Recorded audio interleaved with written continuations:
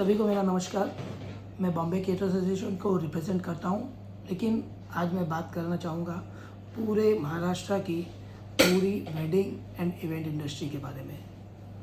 दोस्तों, ये एक इंडस्ट्री है जिसके ऊपर कोविड का सबसे ज़्यादा प्रभाव पड़ा था। जनता कर्फ्यू था, उसके पहले हमारी इंडस्ट्री बंद हो चुकी थी और आज भी हमारी इंडस्ट्री बिल्कुल भी पटरी पर नहीं आई है। बाकी सारी इंडस्ट्रीज़ है, उन्हें 25% से लेकर 90% तक काम करने का मौका मिला है, लेकिन हमें आज तक 5% भी काम करने का मौका नहीं मिला है। तो मैं खास रिक्वेस्ट करना चाहूँगा उन ऑफिसर्स को, अधिकारियों को जो गाइडलाइंस बनाते हैं कि मेरी बात जो है 2 मिनट सुने। मैं सिर्फ आंकड़ों की बात करूँगा और कोई बात नहीं करूँगा।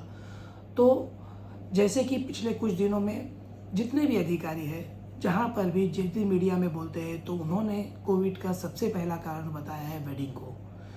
तो हम सब जानते हैं कि हिंदुस्तान में आज भी 90% से ज़्यादा वेडिंग है वो मुहूर्त से होती है।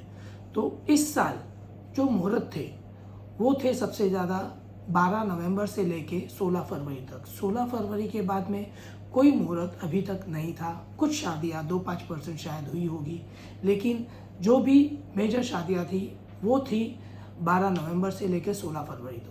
तो हम जो 4 महीने जब शादियां सबसे ज़्यादा थी 100% थी, नवंबर, दिसंबर, जनवरी में, फरवरी में 16 तारीख तक थी, यानी कि हम 60% मान लेते हैं।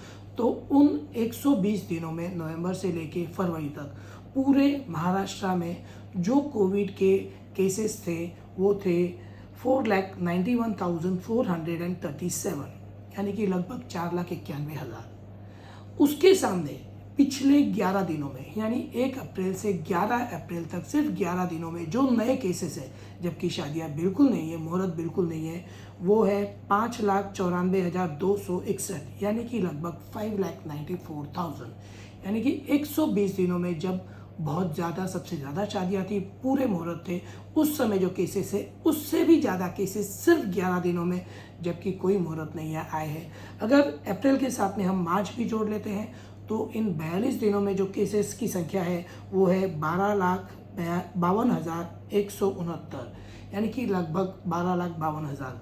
तो इससे अगर आंकड़ों को देखेंगे तो बहुत आसानी से हम ये पता कर सकते हैं कि शादी जो कोविड फैलने का मेजर रीज़न नहीं है। हम मानते हैं कि कुछ जगह पर नवंबर से लेकर फरवरी के दरमियान नियमों का उल्लंघन हुआ है, तो उनका हम बिल्कुल समर्थन नहीं करते। हम चाहते हैं कि उन पर आप कड़े से कड़े एक्शन लें, हम आपके साथ में हैं।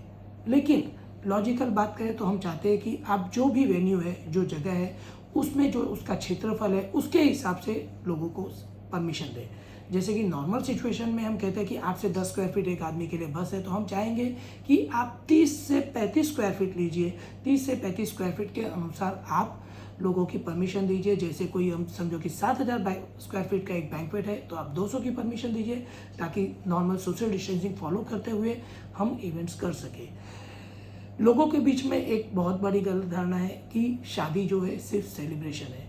शादी सेलिब्रेशन जरूर है, लेकिन 2 परिवारों का, उसके साथ में ये लाखों परिवारों के लिए रोजगार का साधन है।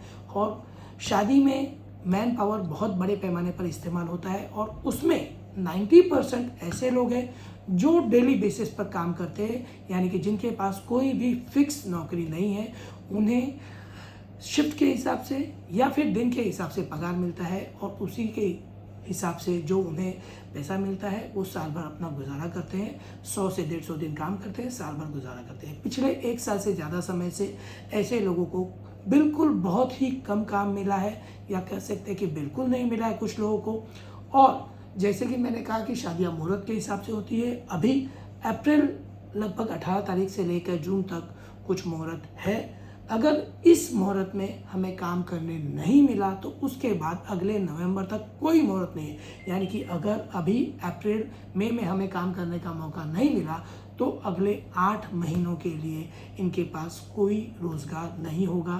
तो मैं पूरे महाराष्ट्र के सभी दलों के सभी नेताओं से रिक्वेस्ट करूंगा, क्योंकि कोई राजनीतिक मुद्दा नहीं है, ये लाखों परिवार के अस्तित्व का सवाल है, उनके रोज़गार का सवाल है, जिनके पास दूसरा कोई रोज़गार का जरिया नहीं है। तो मैं रिक्वेस्ट करूंगा कि कृपया इन आंकड़ों को ध्यान से देखें।